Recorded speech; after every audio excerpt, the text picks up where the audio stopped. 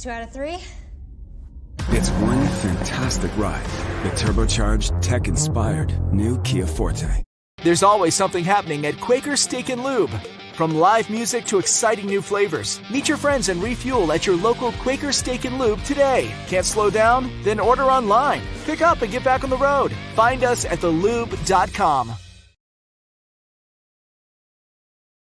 The Spikes are back home tonight against the Mahoning Valley Scrappers. Game time is 6:35, and it's Pride Night at the ballpark. Join us in celebrating with Spikes Pride Night t-shirts, available to the first 500 fans, presented by Chumley's Cocktail Bar on the first Thirsty Thursday of the season. And don't forget about Saturday with fireworks after the game and a special appearance by Sean Clifford. For tickets, call 814-272-1711 or buy and download at statecollegespikes.com. What's the best mid-size pickup? Tacoma. What's the #1 mid-size truck in resale value? Tacoma. Want to get great gas mileage, 4 doors, and 4-wheel drive? Tacoma. Sioka Toyota of Williamsport has over 25 available right now. You can lease a brand new, never-driven Toyota Tacoma for just $379 a month. That's 30 months, 3,000 cash or trade, 10,000 miles a year. This is while supplies last. Buy yours or reserve yours today and see the Sioka difference. And remember, tell them Johnny sent you. We welcome you into another edition of the Lion Country Kia Goon and Ironhead Show here at Quaker Steak and Lube on a Thursday afternoon as we get ready for more NHL and NBA playoff action, and the long Major League Baseball season continues. How the Buccos doing there? Bills are a 6-game win streak. Obviously, we knew from the start, Joe Girardi was obviously the issue. Yeah, Phillies have a better record than the Pirates now. And playing good teams was what really put Joe Girardi on the waiver wire. I don't know. They wanted it. They needed a little spark lit underneath their butt, and get rid of Girardi, it did it. It is not uncommon for that to happen. I mean, they played the Anaheim Angels, who were in the midst of a 14-game losing streak. Well, sure, there's that. And then, they got Milwaukee right now, playing right now. Guangwei, yeah. So, well, your Buccos, they've done it, 4 years in a row now. They start off hot, they can compete, but then the dog days catch up to them with the pitching. Yeah, I don't know. Relatively hot. I mean, better than god awful. Better than what people were expecting. I don't know that whatever it is, 6 games under 500 is generally considered hot. But they were supposed to be 80 under 500. No, that was my expectation. So yes, it's all relative. But when the expectations are as low as could possibly be, any modicum of not completely sucking. Hey, job well done, boys. So we got that going for us. It's true, buddy. Yeah. And you have the Penn. Oh, yeah. The Minnesota Flyers are in a shotgun tournament. Listen, I am rooting against the Rangers for sure, but I will say, I don't want the Lightning. It's an awful situation to be in. Tampa. No. Of all NHL cities, Tampa does not deserve 3 straight Stanley Cups, right? We can all agree that that's absurd. It'd be 4 for Pat Maroon. I had to look that up. Yeah, that organization is. It is remarkable what they are doing, and what the Rangers have done this postseason is still. I'm still having trouble getting my mind around it. Before a Philadelphia sports fan comes to State College, you're born and bred in the hating New York teams. So there's that anger in my head about the Rangers, and the Yankees, and the Mutts, and the Nets, and the Islanders, and the Nets, and the Jets, and the Giants, But you come here, and you have to hate the Penguins. So that is – I grew up absolutely despising the New York Rangers. Despising them. Just as much probably you as hated the Philadelphia Flyers when you were growing up. But – there's still that anger and hate. It's the ultimate nightmare for a Philadelphia fan. If the Boston Celtics win the NBA and then the New York Rangers win the Stanley Cup, it's over. Yep. That'd be a horrible, horrible, horrible time. Yeah, I will say the series, the Rangers Lightning series has been a terrific one, and I suspect it's going to go 7, and I think it's not going to surprise me if either team ends up winning it at this point. I mean, there's no way, with the way these playoffs have played out, there's no way anybody could be surprised if the Rangers win anything now, because that's just what they do. Probably favor the Rangers more if they do lose this next game tonight, to be honest with you, with First the way they have responded. Yeah. And then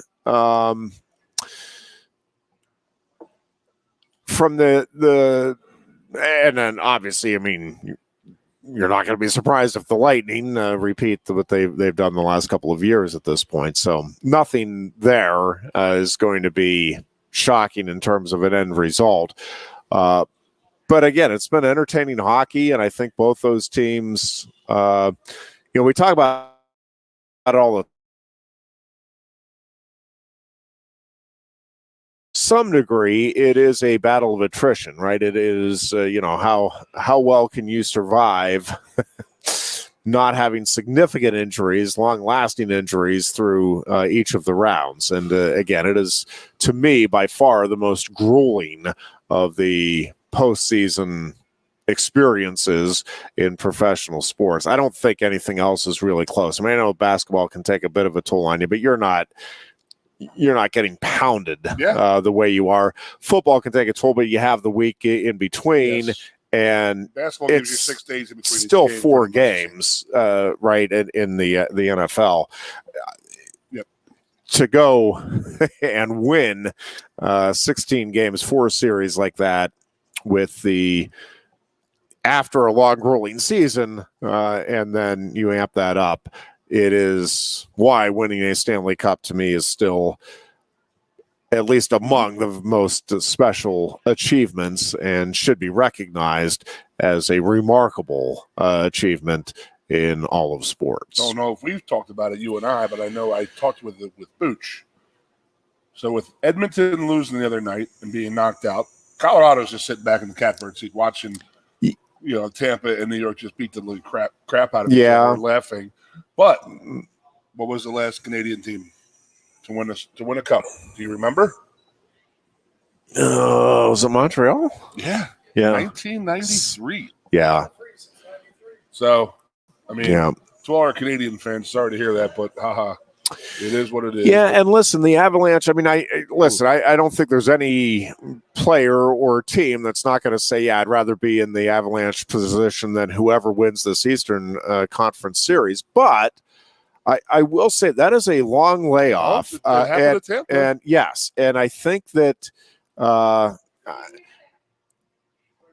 whoever wins the series, and yes, if it does go 7, and it is, well, either team, but especially if it's the Rangers, the toll that, again, these first 3 series will have taken on those bodies is significant, but they also are going to be in that rhythm, and it'll be interesting to see what happens in game 1, regardless of who comes out of the East and how the Avalanche look. Like Tampa Bay had a couple days off after the Rangers and the Penguins got done playing. Yeah. And they were sluggish those first 2 games. They were. And that's the way Colorado is. If you don't, it's a double-edged sword getting done with a series that fast. So you can come in there and you can be behind, and the nicks and the bruises and this and that don't have a chance to heal for the Rangers, say, after that 7-game series against the Penguins. Yeah. Oh, it's and then that time off does, you're not playing, and you're not used to having a week off in the NHL, and it comes back to hurt, and it hurt both of those. It hurt Tampa Bay, so it might hurt the Colorado Avalanche when this Ranger series is over. Yeah, but it has been. I mean, again, I could watch. I mean, as much as I don't like seeing like Southern teams, I mean, it's like you don't think that Carolina and Tampa Bay and Florida are really hockey towns at all. I mean, they're the 3 of the bigger top teams in the East right now. For sure. I mean, it's definitely moved down south. And I was telling Chris the other night, because Chris was up here. Brandon was up when we were out for a couple of days. So we're watching one of the games, and I'm like, it's the third period in a Stanley Cup playoff game. There's no reason for the fans to be doing a wave. Like, it's so 1980s. Yeah. And it's like, you should be into the game, and that's just keep the idiots who don't understand hockey, keep them happy. And it is. It is what it is. It is. Can I switch gears just for a moment and touch on the wrestling, because for those of us that are wrestling fans, it was a lot of fun to see what happened in Madison Square Garden yesterday and in Stillwater the previous week. At the end of the day, you have a couple of Nittany Lions and Zane Rutherford and David Taylor on the world team, heading to Belgrade in September to try to win world championships individually. You have a couple of other members of the Nittany Lion Wrestling Club in Thomas Gilman and Kyle Snyder, also representing Team USA. And you have a guy in Jason Nolf that is, I think, going to get there at some point in the relatively near future. Hats off. I mean, Kyle Dake is Kyle Dake for a reason. And, I think Jason has closed the gap, but there's a difference between closing the gap and getting over the hump. And, we'll see whether that can be done. I think Zahid Valencia probably felt that he had closed the gap after that first match with David Taylor, and then Taylor kind of opened it up and put it to him, especially in that first period in the second meeting. So it was on Steve Jones' show earlier today, and I do think the depth right now with Team USA in freestyle wrestling is unlike anything we've seen in the history of the sport in this country. When you look at the international success that the U.S. has had in the last Olympic Games, the last couple of World Championships, and then,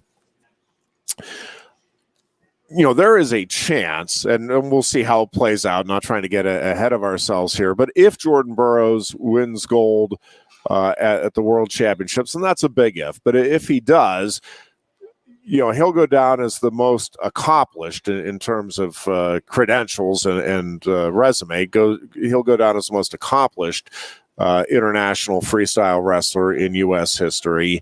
John Smith probably, I think most would argue, has that title right now. But you could add in here, when you look at Kyle Dake and David Taylor, if Taylor is able to win another Olympic gold, Kyle Snyder, if he's able to win another world championship and an Olympic gold, I mean, you are talking about a group here of 3 or 4 guys that in one era, in one 8-10 year period, could each be making an argument for, hey, I'm at least in the top 3, if not the best freestyle wrestler in U.S. history, and they're all here together. And listen, guys like Thomas Gilman, Yanni Giacomohala's out. They're not far behind here.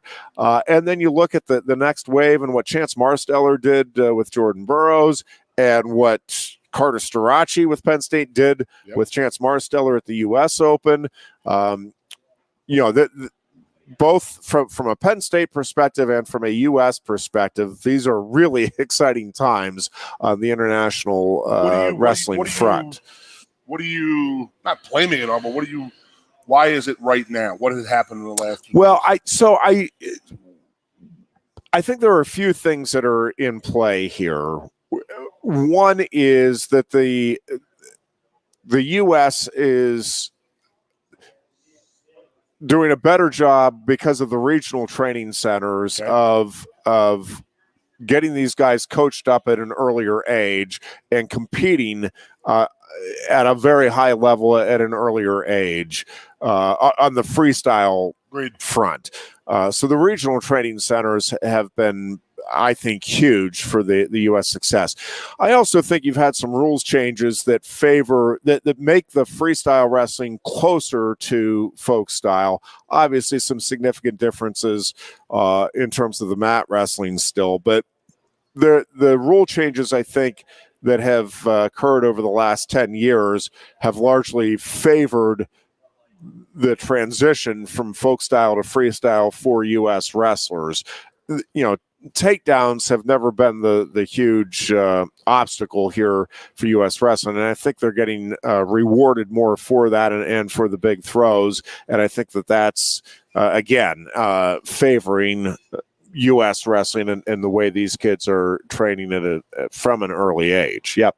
Going to be the amateur fan that I am, and don't you think it has some correlation to these guys are actually becoming sponsored now? And then, because like, how many wrestlers back in the day, and I'm not being the idiot. No, that is. But like I watched Foxcatcher. And there was a reason they were going to do sure because he was paying for them to train and work out. Now the United States is doing that. No, and they can go out and solicit. So that's a huge difference. That is part of it, and I also think the coaching. I mean, and that's a significant part of it. I do think that's. Well, more people can stay in it longer, and sure. And they you're not 2 years. I mean, think about like the 70s and 80s. Somebody probably told their son, like, give it 2 years. If it doesn't happen, you got to give it up. Yeah, you got to get a job. You got to go join the real world. Now this is actually their real world job. Well, and I also think that the coaching at the elite level is also deeper now with the U.S. And listen, having guys, going back even to the 80s, the John Smith and Kendall Cross, and then. So you're having a generation growing up with it, kind of like Gable was in the 70s. But now you have, I think for kids that are coming into it now that are just starting wrestling at the elementary age, you still have Cal Sanderson's shadow from competing, and certainly now as a coach and what he's done. But it is not just that the U.S. is having success. It's that it is largely an entertaining style of wrestling that they are bringing. I mean, David Taylor is exciting and fun to watch. I no matter who you are, what your familiarity with the sport is, you watch him and you're like, man, that guy knows what he's doing, and that looks like fun. Kyle Snyder, when he's rolling, is fun to watch. To see a guy his size be able to do some of the things he does is remarkable. Gable Steveson, that's same thing, and you go right on down the line. And I think again, it's going to translate. I was and I meant to print it out, and I completely forgot about it. But I was looking at and I don't know if it was. I'm forgetting how I stumbled into it. I don't know if somebody sent me something or if I was just looking around at something else.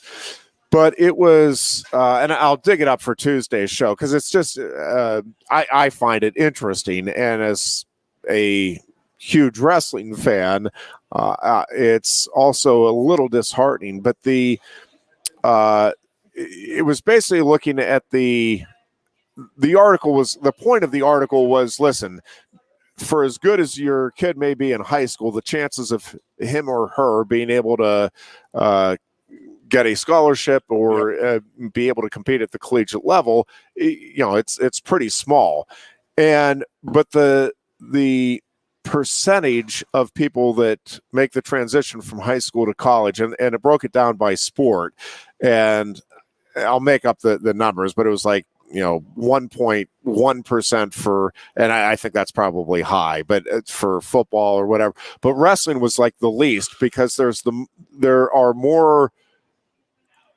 a greater disparity between the number of high school programs, meaning more high school programs for wrestling, and fewer programs in college for wrestling than any other sport. There was no other sport that had as big of a drop-off in terms of the opportunities to compete from high school to college. And again, it's not great percentage-wise for any of them. It's all like around one. But Division II wrestling, are they scholarship at all? There is limited scholarship at D2. Sorry. Yeah, no, but it's how many Division I teams do we have? Right now, I believe it's 81 or 82. So 810 scholarships to go around per year. Pretty much, in essence, because it's 9-9. Right. Yeah. That's just the thing is, at the high school level, it's still growing. I think these numbers were 2019. So, okay. I believe it is still growing at the high school level, and especially in some like Texas is continuing to grow. California, I don't know if it maybe has plateaued now, but it went through like 20 years of steady growth. Again, I don't know what the last 2 years, I don't know when we get the numbers for those years. I feel like it's a 2 or 3 year lag. But I hear a lot more about wrestling and how it correlates to different sports, especially in football. Well, and again, Pennsylvania, Oklahoma, those states have always been big high school wrestling states, but you're seeing like the West Coast wrestling has become at the high school level much bigger, much more competitive. You're seeing more elite guys come from those, not a ton from Washington or Oregon, but some, California for sure, Arizona for sure. But even like Idaho, Montana, you're getting kids here and there, and you're seeing, again, programs continue to develop there. And, we'll see what happens here. There should be, and I think needs to be, more opportunities. And listen, I think, I don't know how many folks had a chance to see Bo Nichols' professional MMA debut. If you blinked, you might have missed it. You probably missed it. You're exactly right. He knocked the living hell out of his opponent. What was that guy's? And what was his story? Listen, and Bo talked about it. He and his team are being very deliberate, and he's taking some criticism for it. And it's like, go back and look at the great boxers in history. There's a reason they got on the trajectory they did, and it wasn't that they, hey, I want my first match to be a marquee. Like, get me Muhammad Ali to open up my boxing career. That's not the way that works, kids. Yep. So, you try to find either some journeyman or some other, early guys that you match up well with. Or stayed in Texas? I'd love to have him on, because I would love to know what was the transition. When you're training for wrestling. Well, he's been working on his striking, obviously, substantially and significantly, and I think he went into that first professional fight with the idea of I'm not going to rely on my wrestling. Like I need to expand and grow and add components to my game. Not with Nickel, no. That's jeez. No, but he's been training again. He's been very smart about it, and one of the things that I think the Nittany Lion Wrestling Club and Penn State has been smart about, and maybe to some degree innovative with, is how they handle the competitions. They were talking on Flow Wrestling about, we haven't seen David Taylor since the World Championships last year. And it's like, well, right. But it's not like he's rusty. He's been working out with some of the best guys, and not just here. He's training all over the place. But when you're training, you can control, right, the environment a little more. If you have a day where you're not feeling it as well, you can let off the gas a little bit. If you have a day where you're feeling good, you can add a little bit more, whatever it may be. And, we're seeing it with the way Penn State schedules the college season, and with the athletes that the Penn State has. They're not competing as much as a lot of other teams, but the results, speak for themselves. And again, I think it's being smart about the way, and I think it's what Bo Nichols doing here to with his MMA career, is being smart about. It's kind of the Tiger Woods about how you compete and when you compete. And it's kind of the Tiger Woods approach, right? Tiger didn't golf nearly as much as I'm talking about Tiger when he was in his prime. He wasn't golfing at every event that he could and just, raking in as much money. It was obviously the majors. And then, hey, these are the tournaments that I think are going to help me prepare for the majors and that I can capitalize on. But he was very strategic, and I think you've seen since Tiger more golfers say, hey, let's think about how I'm scheduling this, and I think again you're seeing more wrestlers and more programs. I think again try to think about, okay, let's maximize the opportunities here so that when we do compete, we're able to compete at the highest level and get something out of it instead of just competing for the sake of competing. Yep. So anyways, a very good showing for the Nittany Lion Wrestling Club, for former Penn Staters, So who would be and training for Team USA. Who's training, Bo? In the MMA stuff, I mean, he has a couple of coaches. Well, he opened up. He has his own MMA facility down right by David Taylor's, and so he has. And I'm forgetting the names now. They would be familiar to folks that are in the MMA world. But yes, but he has again. That's a hell of a guy not surprisingly. Well, not surprisingly, if you know Bo Nickel and his history and background, but I mean, he is a guy that is very deliberate with everything he does, and yeah, he was going to go out and hire the best coaches that he felt were the right fit for him, but guys that knew the MMA world and what you needed to transition with the wrestling background. They must have it's just so interesting to me. He's not changing sport completely, but changing what was allowed and what wasn't. It's pretty substantial. Oh, there's no doubt. I mean, I always joke about folk and freestyle. I'm like, what else? Greco-Roman and freestyle. Right. It's like, I mean, to be able to snap back and forth that way, and then you have this. I mean, he's going to come and say, okay, I'm a world-class wrestler. Bo Nickel is a world-class wrestler, but I want to go to MMA. Where do you start? Like, okay, let's teach you how to punch. Yeah, let's hit the heavy bag. Let's hit the speed bag. Let's do this. It's got to be just freaking amazing, and to have a finished product like that for those guys to just be able to mold and say, okay, you got this part done. You can get into the ground. Try this. Well, oh my God! And listen, do those guys mess around on the match like with that? Oh yeah, they do. Yeah. Oh, see, that's why I've never. Yeah. Watch out messing with those guys. Yeah. No, they I mean, not all of them, but most of them. Apart, yeah. Taking me down, pegging me. By the way, the Rutherford, I don't know if we I'm forgetting now if we talked about it last week or not, but that Rutherford Oliver 3-match series, and you knew with their history and backgrounds that it was going to be an all-out battle. But man, those are two guys that are really, really good at what they do, that really, really wanted it. And, Zane does not express himself the way he did at the end of that third match very often, but I think it tells you, how much it means. I always think back to, Joe Paterno not wanting fans to boo the opponent. But when you beat an Ohio State or you beat in Alabama, right? You celebrate because it means something. Like, that is special. Zane Rutherford beating Jordan Oliver, yeah, he was demonstrative because he knows it means something. I mean, it means something to be on the world team, period.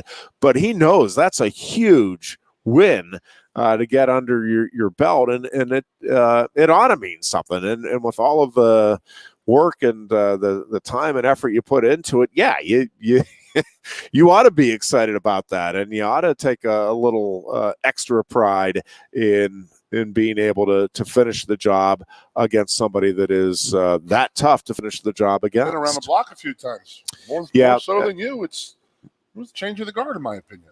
Yeah, and listen, they've been back and forth, and I mean, it's not going to be shocking to see if Jordan Oliver regains it next year or even for the 24 Olympics. But I love the way Zane came out in that third match, and you could just kind of see, and again, both those guys have such grit and determination. It's not that I'm really reluctant to say Zane wanted it more, but you could just kind of see Zane digging deep, and it's like, nope, this is mine today. And again, it's special stuff when you're anytime you make the world team in any sport, right? It's significant, but in this era of U.S. wrestling, it is really special stuff. And again, it's just neat to see the success that former Nittany Lions are having. And, Alex Facundo at the being on the under-20 team, and, you see guys like Mark Hall and Carter Starachi getting that third spot, which is significant for the stipend money and for the travel opportunities and training opportunities. And,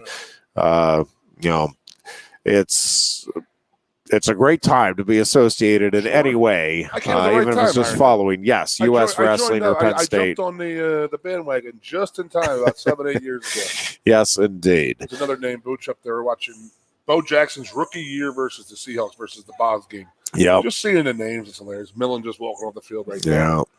Yeah. Kurt Warner. Penn State's Kurt Warner, of course.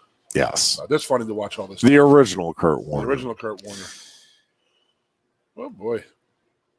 What do you got going on? Now, that Seahawks Raiders game was... That was great. That was one of the... They showed Bo turn the corner and... Well, and one of the differences in that era, because I was talking with somebody the other night about I'm losing touch a little bit with Major League Baseball. Like I used to always have it on in the background. And listen, part of it is I have a son now that I'm trying to keep track of where he's at throughout the neighborhood. But I don't have it on the way I used to all the time. And again, part of it has nothing to do with baseball or even the Pirates being bad. Yeah. It's just, life situations and circumstances changing. But one of the things, we are just so oversaturated now with sports. And again, as a sports fan, I love it. This is not a complaint, so don't misunderstand. Yep. But I mean, Monday Night Football was a phenomenon when I was growing up, right? Like, I mean, it is... And when I was a little kid, it was a big deal to I'd turn the radio on and sneak in to listen to it. And it was a big deal if you could be allowed to stay up and watch the first half. I mean, my parents were, I don't even remember, I want to say 8 o'clock bedtime, but it's like, Monday night you can stay up till the end of the first half. And try, if it's a Steelers game, even to stay up longer than that, is at least the way I remember it. I might be misremembering that component of it, but it was a huge deal. And like the All-Star game in baseball, there's just no way you can replicate these days what that meant when we were growing up. And again, not anybody's fault, but you never had the chance to see, as a kid growing up in central Pennsylvania, the all-stars for like Nolan Ryan. I mean, you would see on the Saturday game of the week a few times throughout the course of the season, but that was about it.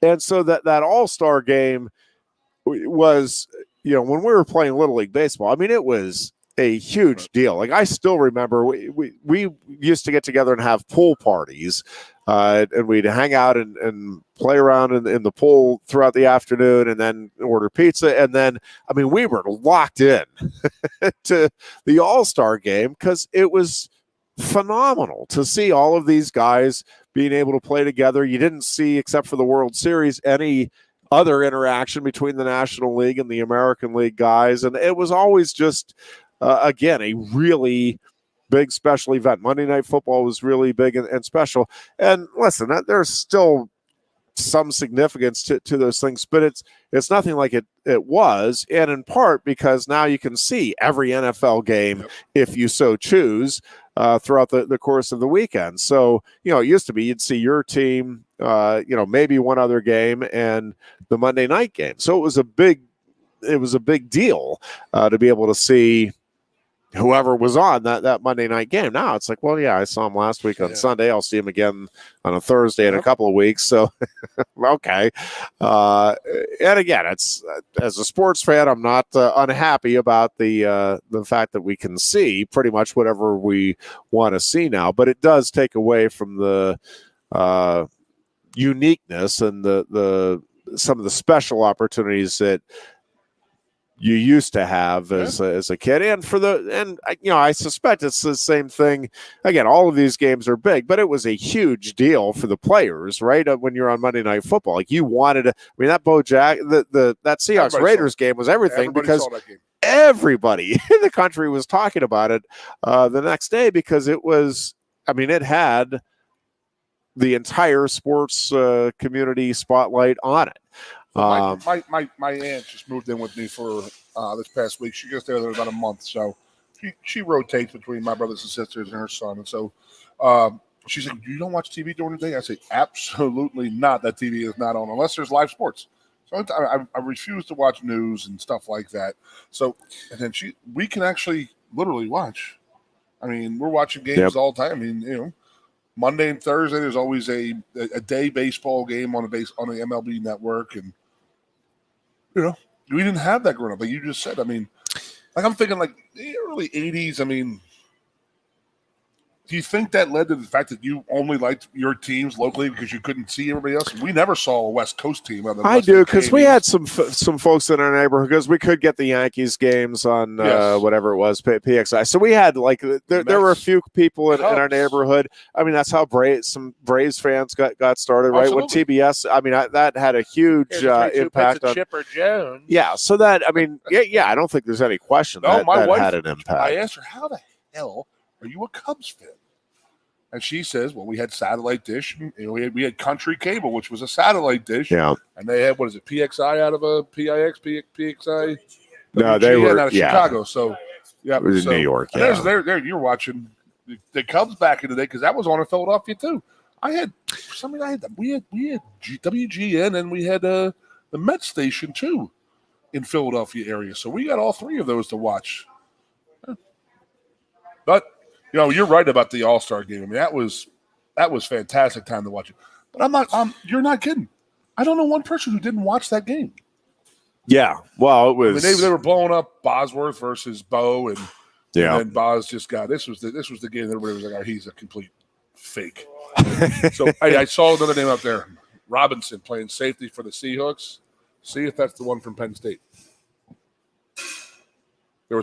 He was on the 82-83 team, and there's a bar kicking. So if you were in the NFL if you had an NFL team in the 80s, you had a 92% chance a bar was your kicker. At some point. At some point.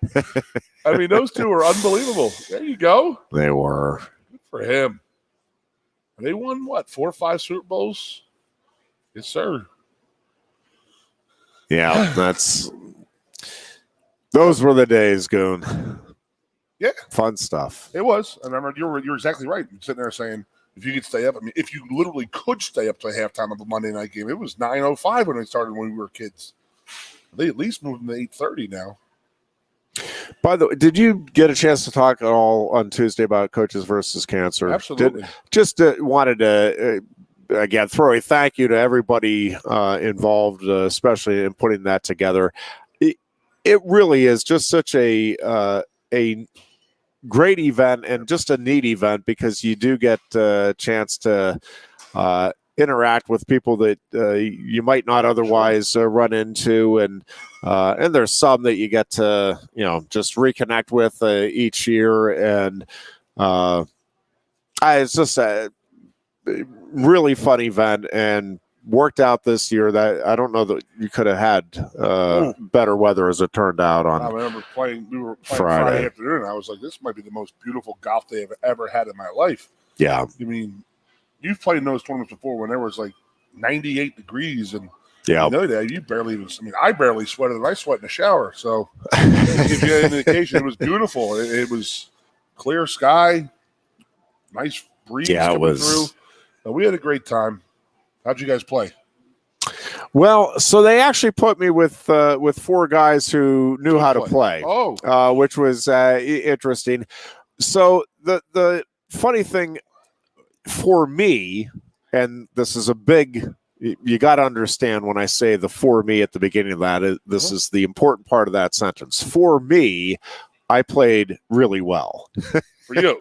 For me. They didn't tell you about a third hole like, hey. It was awful compared to those 4, but I was pleased with the way I played. It wasn't completely humiliating, wasn't completely embarrassing. No question who was the worst in our fivesome, but it wasn't the drop off was not as significant as I would have anticipated. So I was pleased. Yep. The 4 guys I played with were really, really good and fun to watch. And we had a few long putts. We actually had a chip in, which was unreal. And so it was just a fun day the whole way around. Nice. Yeah, but there was a great event. And then, we had our football Letterman's weekend we were talking about with Brandon the other day. And some guys in town. I'll throw you some names that they have never been here in a long time. Richard McKenzie, Darren Perry. I haven't seen Darren Perry. McKenzie used to take our cabs fairly frequently. Really? Yeah. Oh, jeez. So that's he looked. It's unbelievable. He walked in. I'm like, dude, you have less hair right now, but you can still play. He was still just jacked up. Is that right? Yeah. Well, I have a great Rich McKenzie story. And that is when we were in the weight room. It was like Rich was just such an absolute freak athlete. Yeah. Like you could lie to him and say that's only 300 pounds on the bench and it'd be put 450 and say, you got 3 of these last time? They'll go, okay. He thinks it's 300 pounds, so he needs to get 4 this time. But he doesn't know it's 450 pounds. He'll get 450 pounds. That's just how. Yeah. It's just amazing. That's absolutely amazing. So funny story with Darren Perry. And I'm telling you, I have not seen him since, I believe, because he's been in the NFL coaching and playing since he left. So hell of a player. But one of the funniest things ever is he is absolutely petrified of dogs. Really? So our athletic trainer, George Salvatierra, had a Burmese mountain dog. So Burmese mountain dogs grow up to be 200 pounds. So they're mutants. But as puppies, they are balls of fur. It's like the size of a football, but it's a big ball of fur. And George put that dog in a cabinet or like a closed door closet in a training room, and they all played a joke on Darren. Like, hey, Darren, go grab something out of that closet. And he opened that door, and it was just a dog that was this big. And he squealed. I won't even say he screeched. He squealed and ran out of that building in about if they had timed it was a 1940, I would say. Oh my gosh! And then the other night I was like, DP, I said, are you still afraid of dogs? He goes, no, man, I got over that. Thank God. That's the only thing I remember. I only played with him 1 year, and he was saying, yeah, we got dogs now. He goes, I have a dog at my house. I got over the fear. But he was completely petrified. And this was just I don't think the dog had teeth at that point. It was such a puppy. And he was just running out of the building, hair on fire, crazy, scared. So it was good to see them. A lot of my old teammates were up and stuff like that. So it was a long weekend because I had to actually drive to Philadelphia on Saturday morning and for my nephew's graduation party. So it was definitely a long weekend. And we came back here, and Brandon was up here, so we did some business around here. And good times, everything, but it's good seeing everybody. And it's just good getting everybody back. And the Second Mile does a great job of getting guys back and then, combining that with the Letterman. I heard Topgolf was a complete hoot. I mean, people were going crazy. They loved it over there. Yeah, I've heard the same thing. I'm still not sure I completely understand what they're aiming for stuff, right? I guess. I mean, it sounds fun. I'm just not sure I completely understand it. I hate golf, so as I told the guys the other day, I gave them the story. I said, you're a small guy. You're going to hit the ball twice as far as I do, so that's already humiliating to me. And secondly is that if I wake up, with my back, I wake up sore from playing golf than football. Something wrong. Yeah, so I'm there for comedy routine. I'm there to make people laugh, drink beer. I did a very good job of it, Jeff. Yeah, I was do not doubt that for a second. So, what do you got going on this weekend? Anything? We got anything? I got Spikes all weekend. I'm looking forward to catching a couple Spikes games now. Yeah, we're actually heading down I'll be at Heinz Field, albeit for a non-Steelers related event, but Kenny Chesney concert where the whole fam is going down. Well, we'll go down to Pittsburgh tomorrow, but concert on Saturday. So we're fired up about that. For you. Kind of the official kickoff to summer for our family. The concert's on Saturday. Oh, man, I'll be well attended. So I forget who the hell I saw there a couple years ago, but Pittsburgh does their concerts pretty good on the outside in their football arenas. Philadelphia does too. Yeah, we got to keep. I actually haven't looked to see the updated weather. Yesterday was looking a little dicey. It didn't sound. It sounded like passing showers were possible here and there. So we'll see. And I think it was more in the afternoon, although not 100% sure I'm right about that. So we'll see. There you go. I've been to. I think this will be my 5th or 6th Chesney concert. The first one, it absolutely poured. No shirts, no shoes, no problem, right? It was, we had a great time because we were under a pavilion, but it was actually at the New York State Fair was in, I want to say it was Syracuse, although I'm not at all confident I'm right about that. But it was like an outdoor, it was almost like an amphitheater place, but we were undercover. So we had a great time. I'm still not sure how they were able to play through it because, I mean, it rained pretty much the entire show. And they did play. I mean, it was a wonderful show, but not great conditions. And I feel like every other time I've seen them, the weather has been terrific for the concert. Yeah. There's a pop in my eye here. I got to go. Yep. But what was I going to say about the concert? Who did I see down in Pittsburgh? And it was like they had a horrible crowd with the trash and stuff like that. Oh, that was Chesney. Was it Chesney? Yeah. Yeah, they got all kinds of and then the next time he came back, it was there was all kinds of negative coverage, like, oh, this is going to be, and it was nowhere near the problems. I'm not exactly sure what happened the first time around with that, but it was, I mean, there's no question it was a mess, and it was atrocious, the condition of the parking lots and stuff. But I mean, I got it, Bucci. I don't know what the hell. You're good. Is there talk of any kind of concerts coming back up here in the Beaver Stadium that you've heard since that country concert that we had? I have not.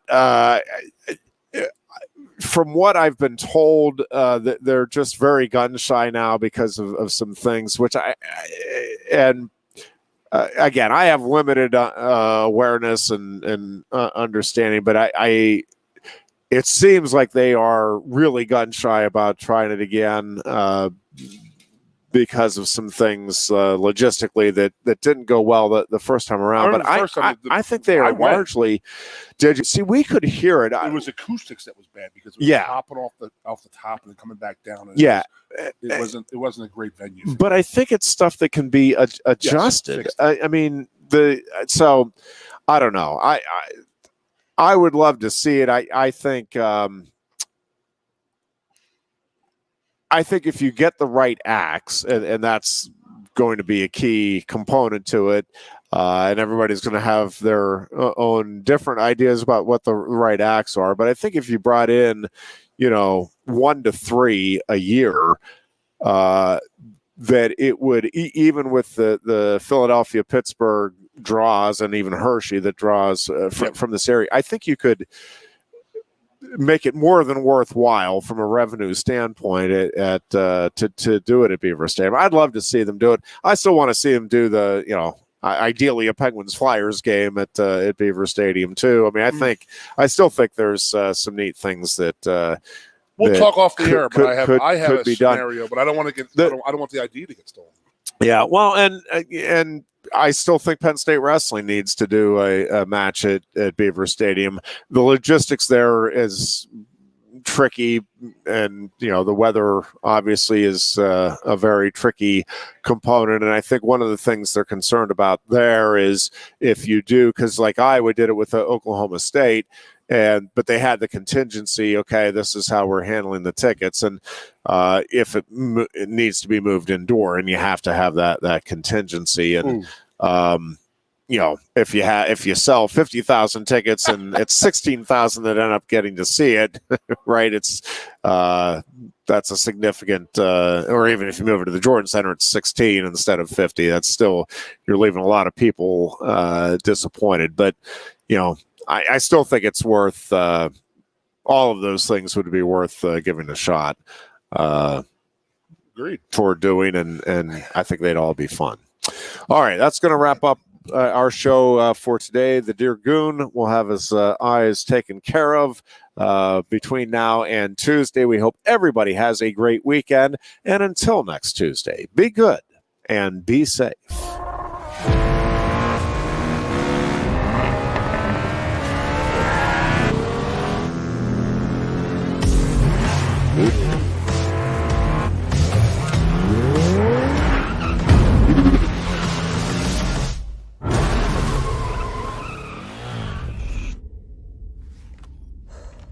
Best 2 out of 3.